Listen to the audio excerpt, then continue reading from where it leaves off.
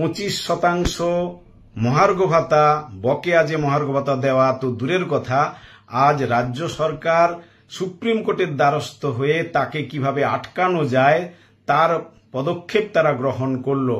এবং আমরা কি দেখলাম, সেখানে তারা তুলে ধরেছে যে রাজ্যের আর্থিক অবস্থা আর কেন্দ্রের আর্থিক অবস্থা এক নয়, কেন্দ্রের আয় এবং রাজ্যের আয় সমান নয়, তাই রাজ্যের সীমাবদ্ধতা রয়েছে।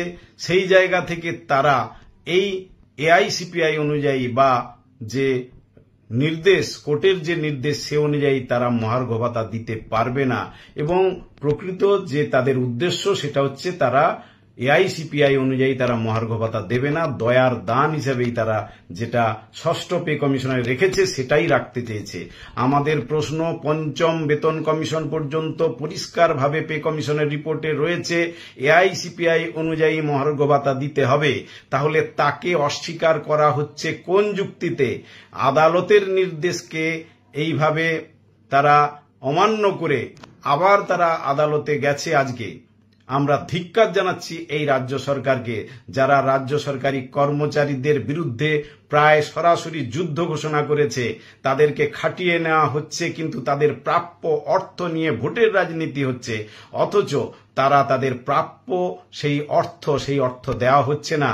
তা আর্থিক সংকটের কথা বলা হচ্ছে, অথচ অন্যান্য রাজ্যগুলোর ক্ষেত্রে আমরা কি দেখছি, তাদেরও অনেক যে আর্থিক সংকটের যে বিষয় রয়েছে তাদের ক্ষেত্রেও কিন্তু সমস্ত ক্ষেত্রেই তারা থাকা সত্ত্বেও তাদের যেটা সাংবিধানিক নিয়ম এআইসিপিআই অনুযায়ী মহার্ঘ ভাতা কেন্দ্রীয় সরকার যেমন দিচ্ছে, পাশাপাশি বিভিন্ন রাজ্য সরকার দিচ্ছে।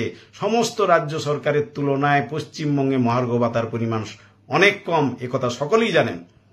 রাজ্য সরকার ঔদ্ধত্যের সঙ্গে তারা কিন্তু রাজ্য সরকারি কর্মচারীদের সঙ্গে সরাসরি যুদ্ধ ঘোষণা করেছে। এর বিরুদ্ধে আমাদের দলমত নির্বিশেষে কিন্তু প্রতিবাদ আন্দোলন সংগঠিত করতে হবে। আইনি লড়াই, আইনি পদক্ষেপ যেভাবে চলবে, কিন্তু রাজ্য সরকারের এই যে ঔদ্ধত্য, যে প্রাপ্য অর্থ না দিয়ে তারা সেখানে ভোটের রাজনীতি করছে, আর্থিক সংকটের কথা বলছে, কিন্তু নিজেরা প্রশাসনিক যে কোনো কর্মসূচিতে কোটি কোটি টাকা তারা ব্যয় করছে। তারা প্রসাদ বিতরণ করছে কোটি কোটি টাকা দিয়ে, 42 কোটি টাকা দিয়ে প্রসাদ বিতরণ হলো। আবার রথের যে দড়ি টানার জন্য যেখানে গেছে সেখানেও দেখা যাচ্ছে যে কোটি কোটি টাকা ব্যয়, ক্লাবগুলোকে তারা দিচ্ছে কোটি কোটি টাকা, অথচ তারা সংকটের কথা বলছে। চুক্তিভিত্তিক কর্মী যাদেরকে ন্যূনতম একটা ভাতা দিয়ে তাদের পূর্ণ সময়ের মতো কাজ করানো হচ্ছে, তাদেরকেও পর্যন্ত তারা কিন্তু যথোপযুক্ত বেতন বা ভাতা দিচ্ছে না।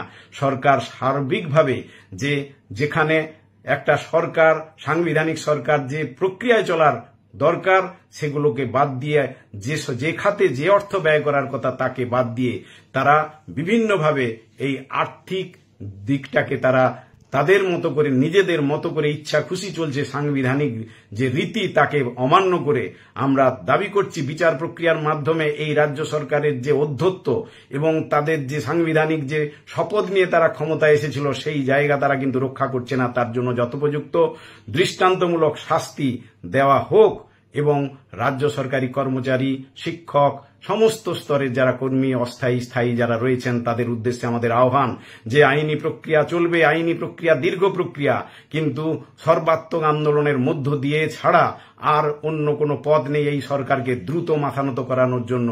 আসুন একত্রিতভাবে এই আন্দোলনে সকলে একত্রিত হই, দলমত নির্বিশেষে আমরা আন্দোলন সংগঠিত করি। এছাড়া এই রাজ্য সরকারের ঔদ্ধত্যকে কোনোভাবেই কিন্তু নামানো যাবে না। নমস্কার, আমি কিঙ্কর অধিকারী, সাধারণ সম্পাদক, শিক্ষানুরাগী ঐক্যমঞ্চ।